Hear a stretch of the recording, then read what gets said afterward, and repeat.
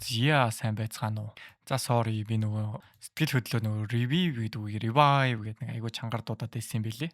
За тэр ч яг хөө ер нь бол нэг чухал юм бол биш. За комент уншлаа. Тэгээд надаа нэг ийм комент орж ирлээ. IQ 15, IQOO 15 эсрэг OnePlus 15-ыг надад танилцуулаад өгөөч гэсэн хүсэлт орж ирсэн байна. За баярлалаа. Тэгэхээр та хэдий одоо зөвлөгөөгөр өнөөдрийн утасны revive-ыг ямар ч үс OnePlus-аар эхлүүлье.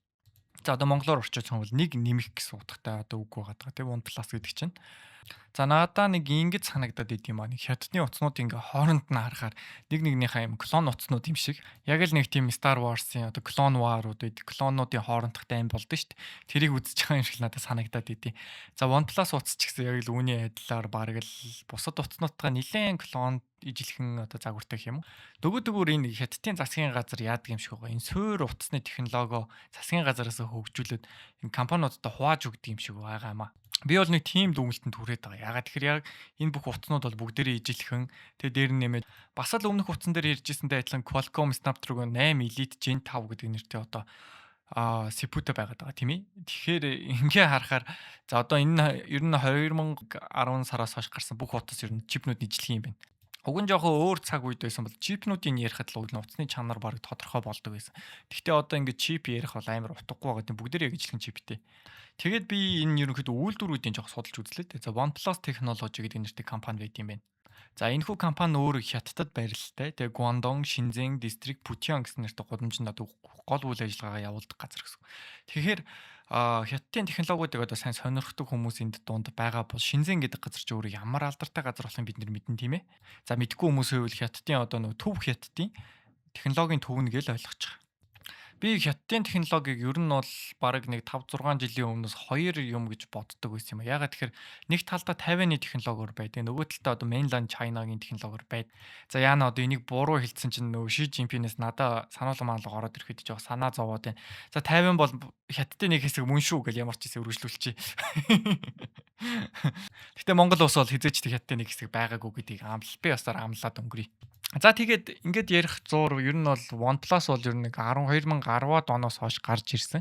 Тэгээ анх ер нь софтвер талдаа байдаг байжгаад сүүл рүүгээ утас гаргасан утсан бүр 2020 оноос хойш ер нь супер тесрэлтийг үзүүлж байгаа гэсэн үг.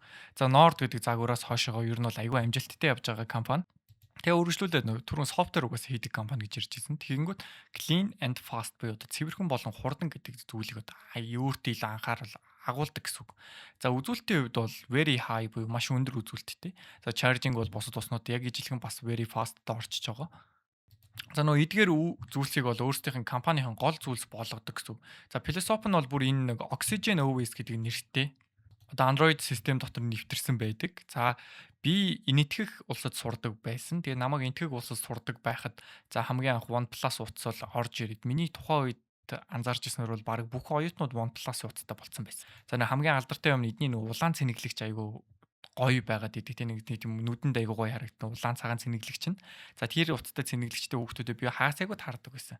Тэгэхээр энэ бол нэг талаараа бол айгүй боломжийн үнэтэй утас гэдгээр бас их тийм анхаарал татаад байгаа юм билээ OnePlus-ийн хувьд.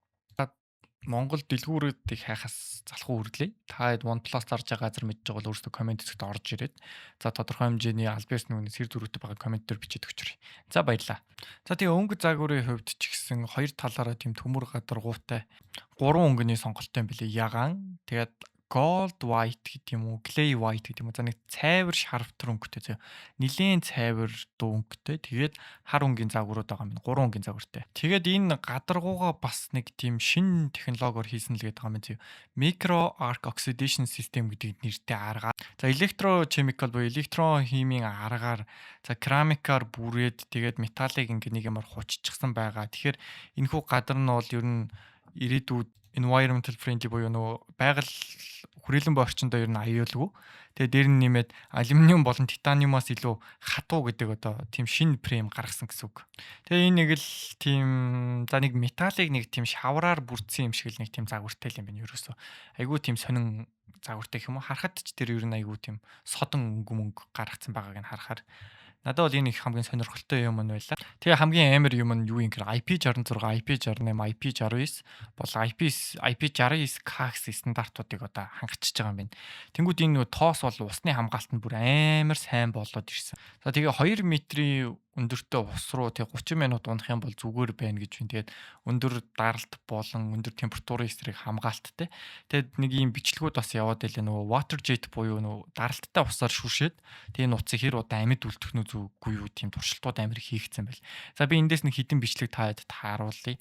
Тэгэхээр энэ бол ер нь нэлийн бүх утас болж таарад байгаа гэсэн үг. За тэгээд үргэлжлүүлээд онцолж хэлэх юм нь юу юм гэхээр энэ утасны батарей бол баг энэ цаг үед гарч байгаа хамгийн өндөр батарейтай утас болж гарч ирсэн юм байна. За 7300 mAh гэдэг нэртэй одоо батарейны нэгжийн дагав гарч ирсэн. За энэ нь бол одоо баг iPhone 17 Pro Max-тай харьцуулахад 4347%-аар илүү том батарей суулгацсан гэсэн үг. За iPhone 17-гийн хувьд бол 5088 mAh гэдэг нэртэй батарейны хэмжээст одоо харьяалагддаг бол энэ утас 7300 гэхээр энэ яаж ч утсан 43%-аар илүү батарейтай. Тэгээ хамгийн амар нь iPhone 17 233 г байдаг байхад энэ утас 215 г байдгаар онцлогтой юм байна. Энэ том батарейг суулгасан мөртлөө. За тэгээд энэхүү утасны батарейг бас нэг магтах зүйл нь юу юм гэхээр за энд нэг Эрик Земан гэдэг нэртэй хүний одоо тест явсан юм байна л да. YouTube дээр бичлэг үзээд 26 цаг 11 минут тасралтгүй үзэж суулсан гэж байна. Тэгэд энэхүү утас болохоор нэг олон газар зарагддаг. Тэг зарим газар нь болохоор батарей charging регионоттой байгаад идэв. Жишээлбэл Норт Америкийн хувьд бол 80 ваттын одоо хязгаарлалтай байдаг учраас OnePlus-ын загварууд нь Америкт зарагддаг загвар 80 ватттай байд юм байна. Харин өөр газар буюу одоо 120 ваттын цэнгэлэгчтэй бас загварууд бас байгаа гэж байна. Тэгээд ер нь айгүй тийм янз юм байна. Энэ цэнэглэлт нь яг хэд гэдэг нь бас жоон тодорхойгүй юм байна. 30-аас 40 минутад цэнэглэнэ гэж байгаа юм байна. За яагаад 30-аас 40 минут хийдэг вэ гэхээр та нар анзаарах юм бол миний нөгөө өмнө яриад байсан өндөр цэнэглэгчтэй 10-20 минутанд цэнэглэдэг утаснууд гэдээс утаснууд ч өөрөө нэг 4000-аас нэг 5000 mAh-ийн хооронд байгаад байсан чинь эн чинь болохоор 7000 нилийн давчсан mAh-тэй байгаад байгаа. Тэр утгаараа ч тэр үн чинь бас баг 2 дахин илүү том батарейтай болсон болохоор ба цэнэглэх хугацаанд гэсэн дагаад ингэж уртсаж байна гэсэн. Гэхдээ нэг цэнэгэлцэн байхад ер нь бол ойр мөддөө цэнэгэн дуусахгүй юм байна л да. Тэгээд бас нэг давуу тал болгоо 50 ваттын wireless charger бас байгаа юм. Тэгээ wireless charging бас хийж болох юм байна. За ингээр баг бас нэг цаг гаруй цэнэгэлдэг болгох шүү. Ингэж цэнэглүүл ер нь янз л болох юм байна. Гэхдээ ер нь нэг цэнэгэлцэн байхад бол биднэрт ер нь бол цэнэг дуусж байгаа мэдрэмж 2 дахин удаа мэдрэгдэх баха. Энэ утсанд ягаад тэр ийм том батарей суулгасан гэдэг бол баг миний өмнө ярьжсэн утснаас хамгийн том батарейтай утас байна. Тэгээд дэлгэцийн хувьд бол 678 инчийн одоо дэлгэцтэй 1722 см-ийн. За тэгээд 1272-ыг харьцуулна 2772 FHD гэдэг нэртэй ангилд орж байгаа юм байна. За дээд refresh rate нь болохоор 165 Гц хүртэл орно. Тэгээ Gorilla Glass-аар бас хамгаалагдсан. Дээр нь нэмээд bezel-less bit punch hole display гэдгээр алдартай юм байна. За энэ дээр нөгөө түрүүн яриадсэн IP-ний одоо бид нар яриадсэн шаардлагууд дээр тэр шаардлагуудаа дагсан бол энэхүү утас бол маш хатуу дэлгэцтэй утас гэсэн үг. Ер нь баг энд хэрэгнгээр айгүй их тийм экстрим аялалд явдаг хүмүүст ер нь энэ утас их зүгээр утас болов уу гэж бодож. Ягаад их унах тэгээ ялангуяа галаа ус мос гол мол руу их ордог хүнд бол нэг автсан байхад бол энэ утас бол нэлээд амттай бөхтөө утас гэдэг нь бол тодорхой байна. Хоёр дахь хөдөө гатаа явдаг хүмүүс байвал ер нь бол батарейн дуусахгүй зовлон байхгүй. Нэлээд л амар л юм байна. Монголын нөхцөлд бол би энэ утсыг уурхайчдын утас гэж л дуудмаар юм байна да. Энэ утас бол яг уурхай дээр яг нэг кросс юугаар гардаг? Ээлжээр гардаг. Тэгээ нэг ээлжээрээ гарахтаа нэг сайхан замдаа сайхан тоглож аваал. Тэгэл энэ хадчулуун бол янз бүрийн хатуу хүнд ажил хийсэн ч гэсэн газар утас нь унахад яахчгүй. Тэгээд тэрэнд байгаа өндөр зэрэглэлийн шороо тоосонд бол яахчгүй. Нилээн л экстрим утас байна. Энэ та эдийн зөвлөсөн утас бол ер нь бүх тайлбарыг уншиж үзлээ. Тэгээд камерын хувьд бол 32 мегапикселийн камер. Бидний өмнө ярьжсэн утсыг бол гүйцэхгүй. Гэхдээ нилээн дайггүй 4К бичлэг бол хийн. Тэгээл ер нь бол өнөөдрийн энэ revive ер нь бол дуусч байгаа шиг байна да. Тэгээд за бас дээр нь нэмээд хэлэх юм юу юм бэ? Ханаасаа загвар нь гарахтаа 12 гигабайтын загвартай 256 ватт гард юм байна заяа. Тэгээд ирнэ гэдэг чинь өөрөө баг 8 6 4 мөрөв ч гэсэн тийм жижиг рамтай утаснуудыг бол шууд хол хаяхал юм байна автомат рам нь. Угаасаа тийм бага рамны үзүүлэлт гэж энэ OnePlus байдгүй юм байна шүү дээ. 12 эсвэл 16 л гэж байгаа юм байна. Бус нь бол 256 512 гэх мэтчлэн ер нь бол нэлээд тийм тэч апгрейдууд ороод ирсэн юм байна. Тэгээ OnePlus гэдэг брендийг та нар өөрсдөө хятадын брэнд дотроо tier 1.5-д ордог брэнд гэдгийг бас мэдэх бах. Тэгээ Tier 1-ийн брэндүүд биш. Гэхдээ энэ утас бол одоо Versus.com дээр iPhone 17 Pro Max-ыг бол дийлж гарч ирсэн байна. Тэгээ 86 оноо Pro Max авч байхад OnePlus 89 оноо авч гарч ирсэн байна. Тэгэхээр бас их сонирхолтой. Надад бол их сонирхолтой санагдлаа. Ягаад ингэж амбар юу авч байгаа юм гэдэг нь. Тэр нэг 512 дээр 12 GB-ийн багтаамжтай, 256 дээр 12-тэй.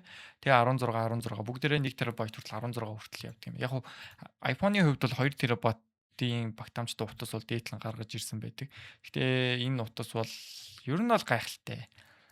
iPhone-оос хөнгөн байна гэдэг бол надад хамгийн сайхан мэдээлэл байна. За тэгээд энэ хүргээд ер нь бол өнөөдрийн утасны review гэдэг нэртэй одоо бичлэгээ дуусгая да. Тэгээд энэ хүртэл та бүх үзэж суудаг. Тэгээд санал бодлоо хэлдэгт чи үнэхээр их баярлалаа. Тэгээд та хэдийн бас нөгөө зааж өгж байгаа зүйлсээс хамаараа би бас нэлийн сайжирдаг аа. Тэгээд би нөгөө өөрөө бас давхар өөр YouTube ажиллаулдаг. Тэгээд тэр YouTube өөрөөсөө ер нь иргэн ийшээ ер нь нүүж ирж байгаа болохоор жоохон тийч юмнууд зарим нэг юмнуудын мэдхгүй юмнууд бол гараад ирж байна. Гэхдээ айгүй мундаг гой комментийн тайлбарт орж ирээд байгаа учраас би коммент айгүй уншиж байна.